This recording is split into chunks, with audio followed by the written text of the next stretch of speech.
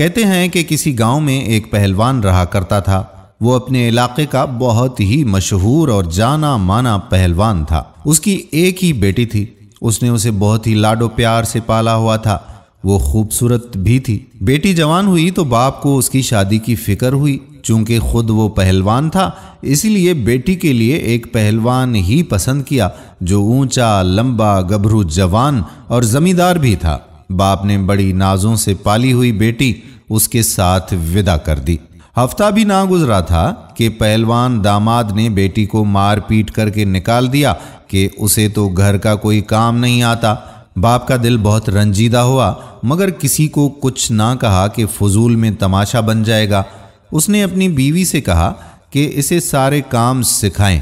بیٹی کو گھر کے سارے کام سکھا دیے۔ چند مہینوں کے بعد صلح ہو گئی اور باپ نے داماد کو بلا کر معافی مانگی کہ ہم شرمندہ ہیں، بیٹی کو بہت لاڈو پیار سے پالا تھا، اس لیے کچھ سیکھ نہ سکی۔ ابھی 6 مہینے ہی نہیں گزرے تھے کہ بیٹی نیلو نیل مار کھا کر میکے واپس آ گئی کہ اسے تو کھیتوں کا کام بھی نہیں آتا اور گائے بھینسوں کا دودھ دھونا بھی نہیں آتا۔ پہلوان بڑا ہی ناخوش ہوا کیونکہ اس کی بہت ہی عزت تھی زمانے میں، اس لیے خاموش رہا۔ اس بار کسان نے بیٹی کو کھیتی باڑی کے کام بھی سکھا دیے اور ایک بار پھر رخصت کر دیا۔ پھر چند دن ہی گزرے تو پھر بیٹی روتی ہوئی میکے واپس آ گئی۔ پہلوان نے سوال کیا کہ بیٹی اب کیا ہوا ہے؟ وہ کہنے لگی کہ اب میرا شوہر کہتا ہے کہ آٹا گوندتے ہوئے تو ہلتی بہت ہے۔ پہلوان کو اب ساری بات سمجھ میں آ گئی کہ اصل میں داماد کو رعب جمانے اور مارنے کی عادت پڑ چکی ہے۔ باپ نے کہا کہ بیٹی، میں نے تمہیں سب کچھ سکھا لیا ہے، لیکن یہ نہیں سکھایا کہ تو بیٹی کس کی ہے۔ بیٹی حیران ہو گئی، لیکن اس کو کچھ سمجھ نہ آئی۔ چند ہی دن گزرے کہ داماد کو احساس ہوا کہ اس بار تو سسر نے معافی مانگی ہے اور نہ ہی بیٹی کو واپس بھیجا ہے۔ خیر، وہ خبر لینے سسرال آ گیا۔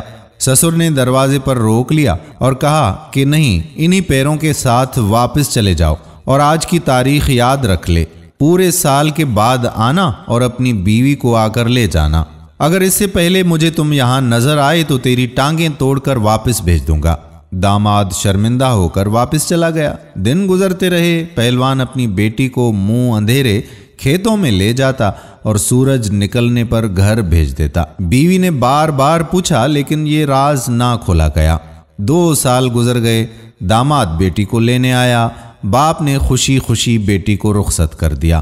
ابھی چند ہی دن گزرے تھے کہ پہلوان داماد، جو کہ عادت سے مجبور تھا، چلانا شروع ہو گیا اور مارنے کے لیے ہاتھ آگے بڑھایا تو بیوی نے کسی منجھے ہوئے پہلوان کی طرح شوہر کو بازو سے اٹھا کر زمین پر پٹخ دیا اور کہا کہ تو جانتا ہے کہ میں بیٹی کس کی ہوں؟ وہ سمجھ گیا کہ اب کی بار 2 سال میں باپ نے بیٹی کو کیا سکھا کر بھیجا ہے، اور اس کے بعد پہلوان نے دوبارہ بیوی سے کبھی اونچی آواز میں بھی بات نہیں کی۔ باپ نے بیٹی کو کیا سکھایا یہ آپ بھی جان گئے ہوں گے۔